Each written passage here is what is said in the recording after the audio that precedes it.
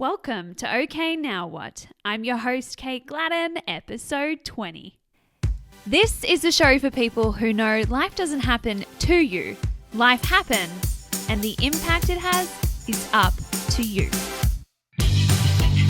Hello, beautiful people, and welcome to another episode, one I'm so excited to be recording because one of my all-time favorite people is joining me yet again. She joined a few years ago now, back I think one of my first 50 episodes or something of the show. So it's a treat to have her back. And this is the amazing female transformation coach, Anjuli Mack. Welcome to the show. Thank you so much for having me. We are so overdue for a catch-up chat. We absolutely are. And I mean, I feel like we've caught up more often because I do kind of stalk you online every day. You pop up and I love reading and watching all your stuff. And so I just want to give a quick shout out straight away. Is at Anjuli Fit. Wait, Yeah, how do and people Julie, find? and Julie _ Fit for Life on YouTube, Facebook, Instagram. Okay. So people don't know it yet, but they're going to want to check that out because I love all your content. You're one of the most awesome content creators out there because it is aesthetically beautiful, but also super powerful, personal, and just really educational. So I love it. But tell me tell our my listeners, I guess, because I kind of understand what you do. But for those who are just coming across you for the first time, what is a female transformation coach? First of all, thank you for all your kind words about my content. I absolutely love yours as well, as you know. So I have been on my fitness journey now for over 12 years. I cannot believe it, but I started in the gym such a long time ago, and I absolutely fell in love with how lifting makes me feel. And I've now been coaching. I started Fit with Anjuli about 5 to 6 years ago, and I have helped women all around the world transform. And my kind of slogan I've always used is fit for life. And this idea is about literally being fit for life, meaning mentally and physically fit. So when someone works with me, it's not like, here's a quick fix, go eat minimal food and do crazy amounts of hours of exercise. I am truly about helping people build a healthy and sustainable lifestyle that then transforms them mentally and physically. So I always look at everything on their fitness journey, from their sleep to steps to water to workouts to nutrition. And I take more of a holistic approach to that. And that in turn, when they're consistent working one-on-one with me, will get them the results that they want, whether it's to get stronger, feel more confident, have more energy to run around with the kids, or just feel good in their own skin. So that's kind of my sole purpose, what I absolutely love doing. And yeah, I've been doing it for a long time now, and I'm so grateful to do what I love. Yes, I love that. And I love that you approach all the different areas. I think one of the biggest ones with my clients that I work on that's so overlooked, like they'll come to me and I'm like, I don't know why I'm so anxious or run down this week or what it is. And then we look at their sleep habits for the past week or so. And I'm like, sleep is the foundation for health. I really like the more I look into it and have experienced in my life and just seeing with my client, like there's things I think we focus sometimes too much on the food and the exercise and forget, like you said, water, sleep, these things that ultimately do support overall well-being. So I love that it's Yeah. holistic like that. Sleep is definitely one of my favorite things, and I focus on hitting between 7 and 9 hours. And to be honest, the past week I've actually been sick for the first time in over 10 years. So Wow. I cannot remember the last time I was sick, and my body was just telling me you need more sleep. And I was sleeping still, like usually I'll sleep for honestly 8 to 8.5 hours, but I was going to sleep at about 8 p.m. and not waking up till almost 6 a.m. So I was sleeping for like 9.5 to 10 hours. That's how sick I was for the whole week. I'll blame it on Wow. the lady I sat next to on the plane that was coughing next to me the Oh whole no. way home. But anyway, it just shows that even the body knows when you need that extra rest. And I just Mhm. didn't set an alarm. I just made sure that I was sleeping and resting as much as I could to get better within the next week. But yeah, I do think that sleep plays such a massive role on our journey. And I'm sure we'll talk more about that in this episode as well. Yes, yes. Well, I particularly invited you on this week as we lead up to Christmas and the holidays, New Year's. It's different now. I live in the US. It's all about the snow and the winter time. But on Australia, New Zealand, my favorite parts of the world. No, I love both parts, but it's Yeah, also Bob. it's kind of different. I feel like too because there's it's summertime, so I guess there's the fun of all the amazing food at Christmas time and parties and going out and being social and just wanting to be carefree with what you eat. But then I feel like there's the pressure too because like, oh gosh, I'm going to be in a bikini at the beach because it is summertime and you're wearing your short shorts and all that jazz. And so I'm kind of like you. I want to help women live their best life, mentally, physically, emotionally. And so I want people to make sure they take care of themselves and eat healthily, but not to the point where it's almost like obsessively causing so much stress and anxiety. I'm sure you see that in some of your clients. So let's just start out with a pretty, I guess, umbrella question and then we can dive further into it. But what advice do you have to anyone out there that's almost like anxiously dreading Christmas Day and that period because they're thinking, oh God, all that food, how am I going to control myself? I'm going to get fat. What's wrong with me? All that self-talk. Speak to that girl for a moment for me. Yeah, honestly, I would first of all say you're totally not alone. The amount of people that start feeling anxious leading up to the holiday season around food and their relationship with food, and maybe past experiences on holiday situations where maybe they have gone all out on all the food and then they're left feeling absolutely awful after. It's so, so common.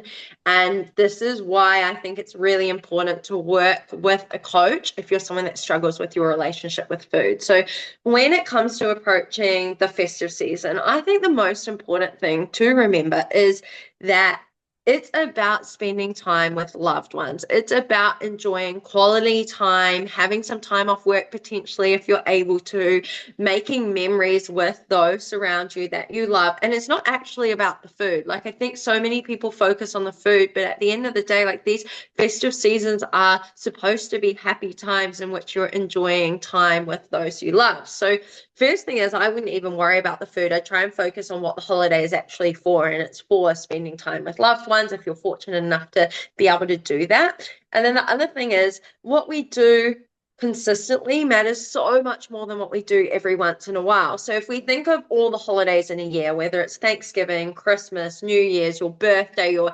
partner's birthday, these things don't really make up a significant amount of the year. Maybe say you have 10 super big holidays like Halloween and Christmas and all these things that you like celebrating, and it's only 10 days of the whole year. That's actually a very small percentage of the year. So spending time worrying about these 1 or 2 days here and there doesn't really make sense. You'd be better off building up healthy habits that you can continue throughout the year, like I mentioned, sleep, steps, water, nutrition, working out, or moving your body in a way that you enjoy for the rest of the year, because that's what's actually going to matter. It's just like when people say, one healthy meal won't get you the results that you want. It's just like having one day off plan or off track with your habits isn't going to set you back.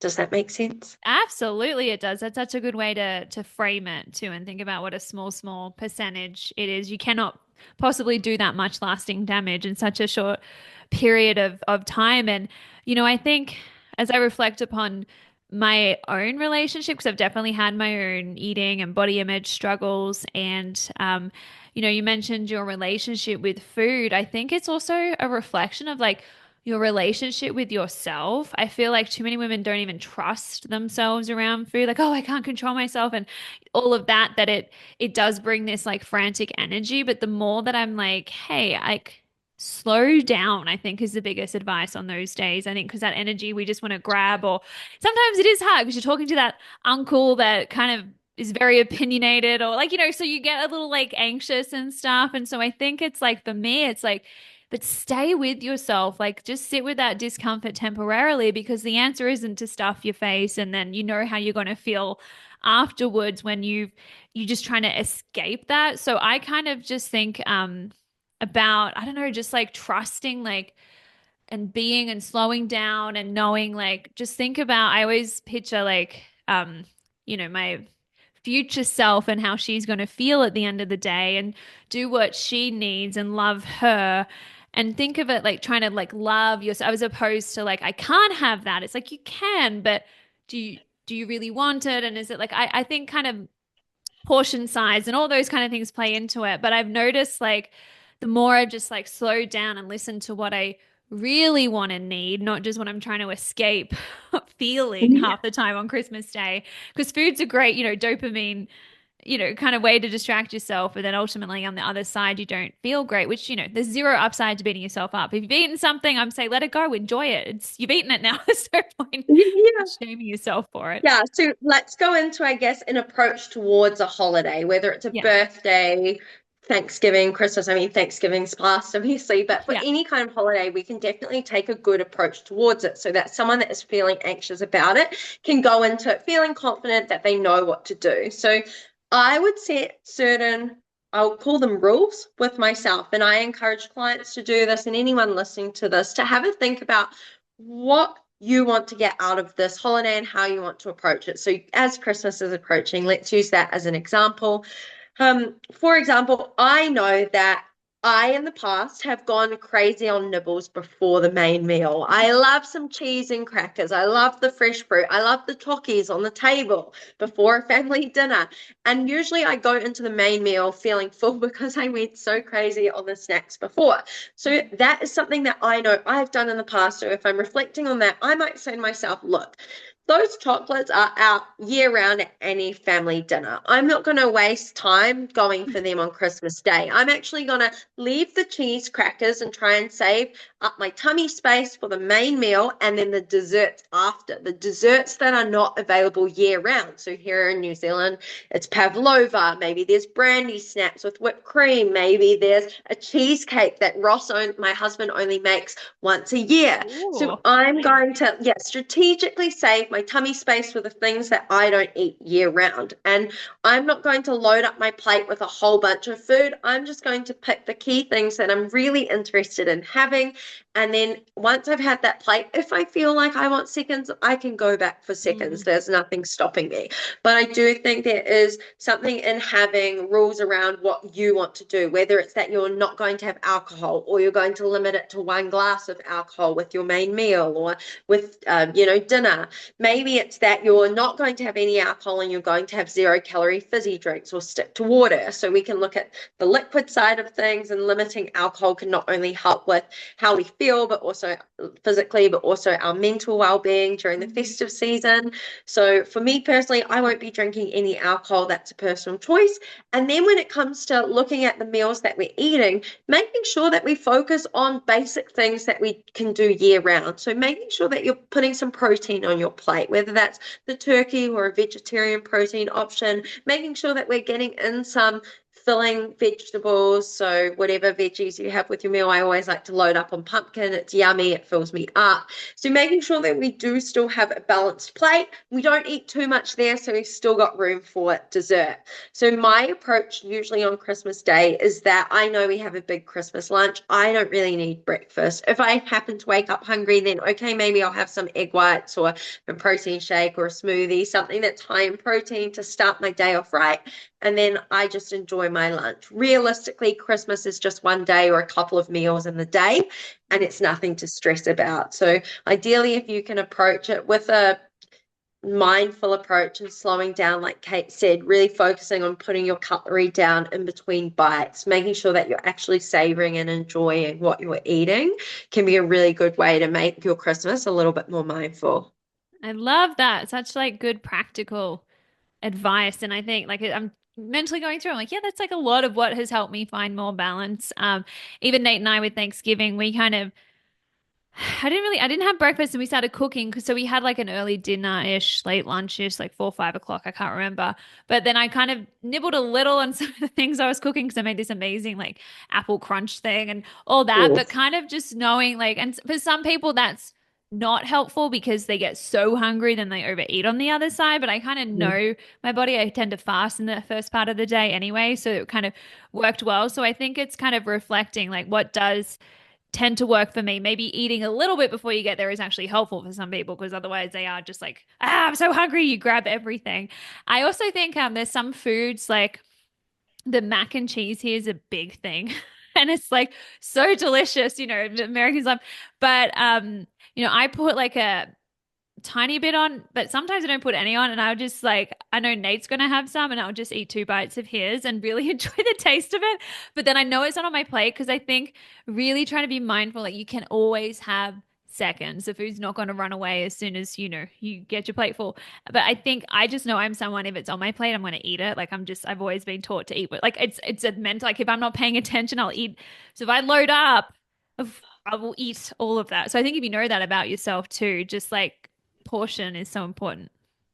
Yeah, I do think I love what you said about it being an individual approach. So that's usually what I work with one-on-one with clients because everyone is so different and you actually need a different approach for each individual based on how their mind works. So for someone, not eating in the first half of the day is a terrible idea because they are going to overindulge when the moment comes to actually Hmm. eat, where for others, they're fine to do that and it doesn't really impact how much they eat. So Yeah. everyone on that side of things is different. And then the same approach goes to loading up a plate. Like most people from a very young age have been encouraged to eat what's on your plate because there's starving kids around the world that are wanting that. And As that's the if us message eating it helps I them. think yeah, I think every parent has forced that on their kids and that you have to clear your plate. And also from a competitor's side of view. So I didn't even mention in the introduction that I've competed 6 times. And the last time I actually saw Kate was when I won in 2022 in And what did America. you So I win? Because won. some people won't know what you won. So Oh, what yeah. did you So win? I won my bikini competitor class. I then became a pro with the WBFF. So, yeah, so that was a big goal for me. It was a fitness competition.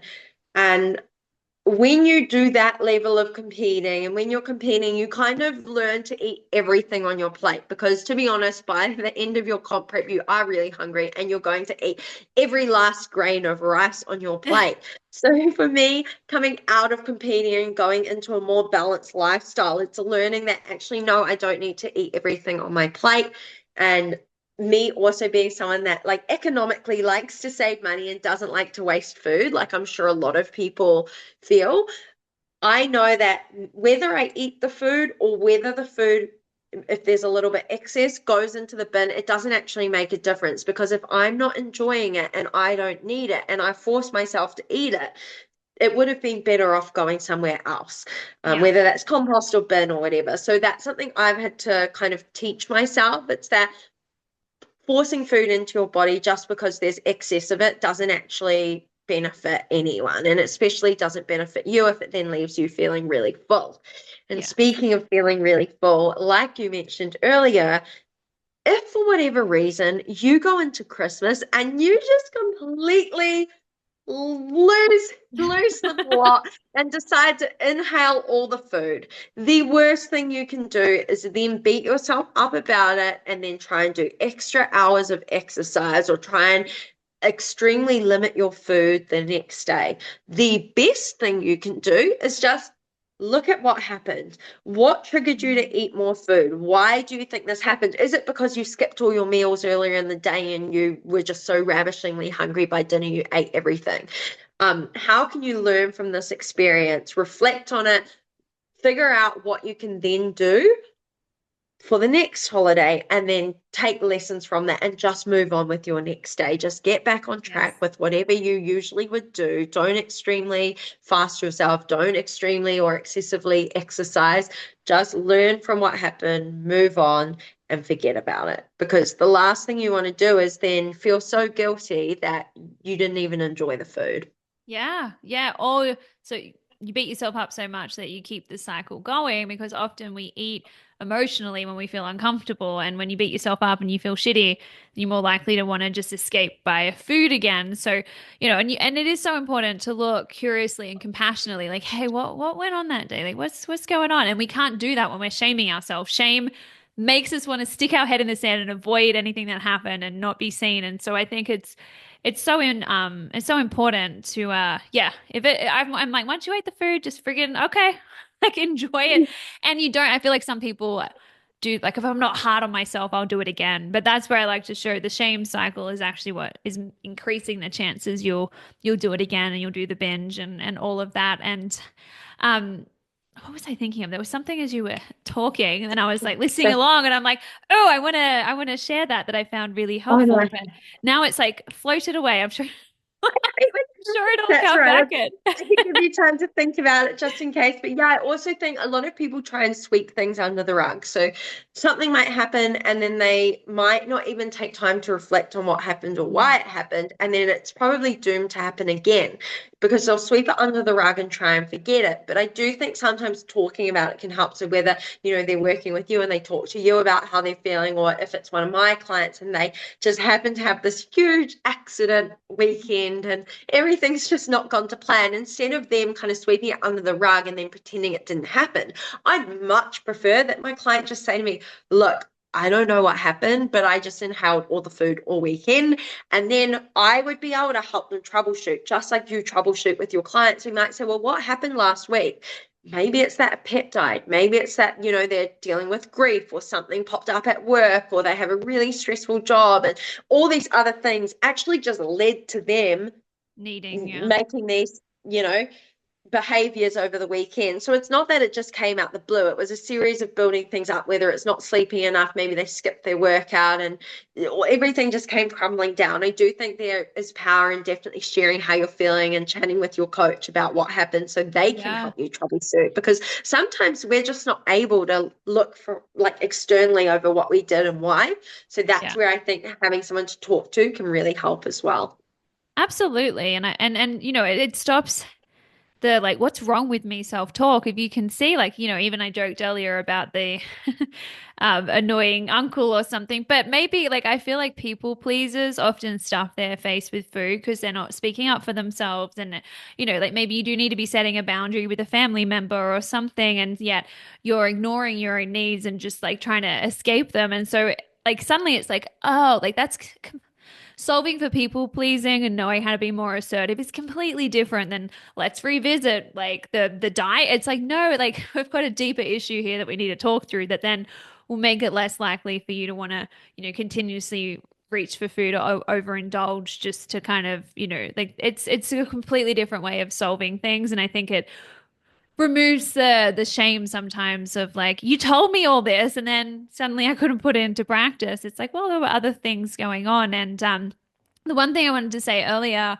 like just like another subtle shift in self-talk. Like, so when my clients are always like unpacking what's happened, I'm always very much listening to the way they're explaining it, and it's a subtle shift, but that it can completely change things. Like, for example, if someone's like, I don't know why I ate all the cookies and the pavlova and the cheesecake. I told myself I couldn't have it. Like that's not something I can have. I'm like, well, I kind of might have guessed why it made it, you wanted it then even more is, when we tell ourselves we can't have something, the little rebel in us wants it even more. It feels so restrictive and just like, it's just like someone's telling you to do it. So, even shifting, I can't have this to I'm choosing not to have it. That's empowerment. That's you making a choice. Feels very different. Yes.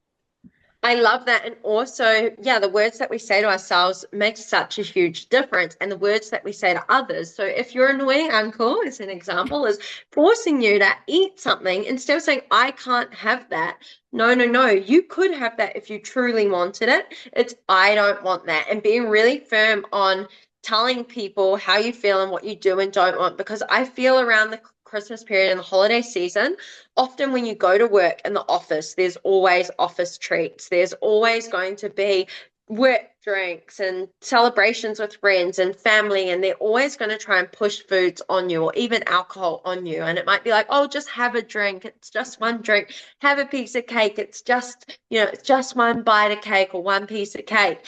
And it's like, well, if you wanted to have those things, by all means, go have those things. But if you have planned not to have those things and you really don't want them because you're waiting for like the main Christmas event or something else in which you're looking forward to eating, just be very firm in saying, no, thank you, I'm full, or no, thank you, I don't want any. Because the moment you say something like, I can't have that, it just opens you up to a whole lot of external negativity because people Yeah. always want to push you. Oh, just have a drink. They're always Yeah. going to try and push you into that. So just be really clear in what you want and what you don't want. And by all means, if you want the glass of alcohol, have it, but don't have it because someone's peer pressuring you into having it. I think that's a Yeah. big difference. Yeah. And I think the difference too, like I try, like, I say make decisions ahead of time, like planning out mentally what you do and don't want. But I think part of your plan needs to be that the urges to have that delicious, piece of cheese and crackers and dip, like, the pre nibbles and all that, like, because of, I know the way the human brain works, we have that automatic primitive brain that's wired to seek pleasure. The dopamine loop starts of wanting to close the loop and get the thing. And so I think knowing like it's okay. Like just because you have that urge doesn't mean you have to act on it. You're kind of going to surf that urge and sit with it. And that's where I often like to get a glass of water because when I want something, it keeps my hands busy or like just doing something with my mouth. When I see people eating nibbles, I'm like, I'm just going to sip on water and like ride this through because yes, part of me does actually now want that delicious cookie in front of me. But I told myself I'd, save for the dessert. You just got to plan the urge and sit with it, knowing it will pass. Like, think about how badly I want ice cream, I want ice cream, and then you don't have it. You get home and you're like, I don't want ice cream anymore. I'm so glad I didn't have it. Like, it will pass. And I think that's just important to note out because I know some people are like, I really didn't want to. And then I did because I just wanted to. And I'm like, yeah, that's just like the little like dopamine brain just wanting the pleasure now rather than delaying the gratification for walking away not feeling completely full. Yeah, and also I think in those situations, like I used to be the person that you would always find me by the grazing table. So like if I was not on comp prep, I would be right next to the table with the cheese, crackers, fruit, and everything. I'd just stand there eating. Like it could be a Mm. family meetup, and I'd just be there snacking away because it's not food I usually have at home.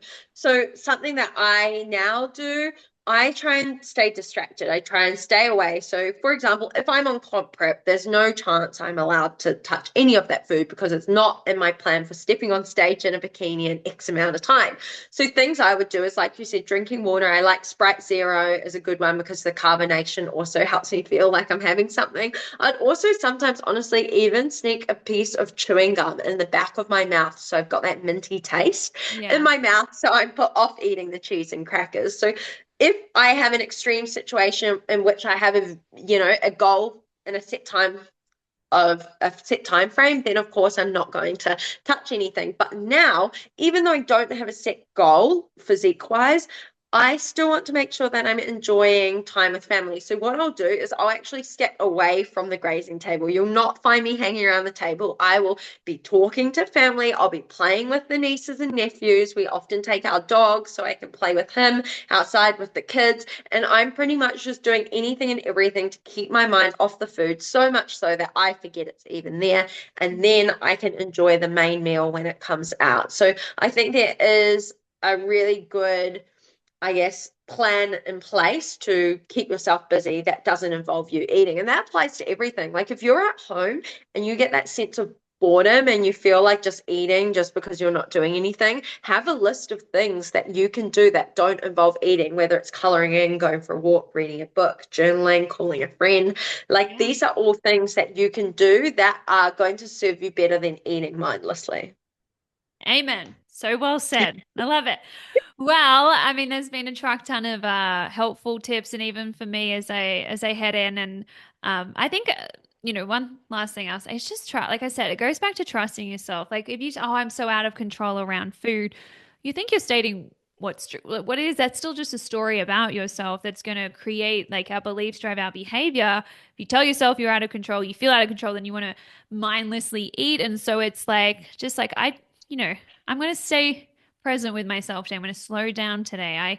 I do get to choose what goes in my mouth. It doesn't just jump in there, or it's not like I can't have it. And so I think it sounds silly, but if I could say one thing, it's stop telling yourself I can't control myself around food. I always eat all the things. It's gonna reinforce that story and behavior and outcomes. So I guess that's my last little tidbit. What do you want to throw in as a Oh, finishing I point? absolutely love that. I honestly believe that we truly live up to the things we tell ourselves. So I love, love, love that. But also, I think you want to set yourself up for success, not just during this holiday season, but also for the new year. Because I know a ton of people will be coming to both of us in the new year with all these big goals for the year ahead. And some of them will be the exact same goals they've had for the past few years. So instead of, worrying about these one days here and there, let's focus on setting yourself up for success year round. Look at your habits. Make sure you're prioritizing sleep, 7 to 9 hours. Make sure you're drinking enough water, not just on your festive days, but every day. It Yeah. helps our mental, our physical, everything well-being is Mhm. water.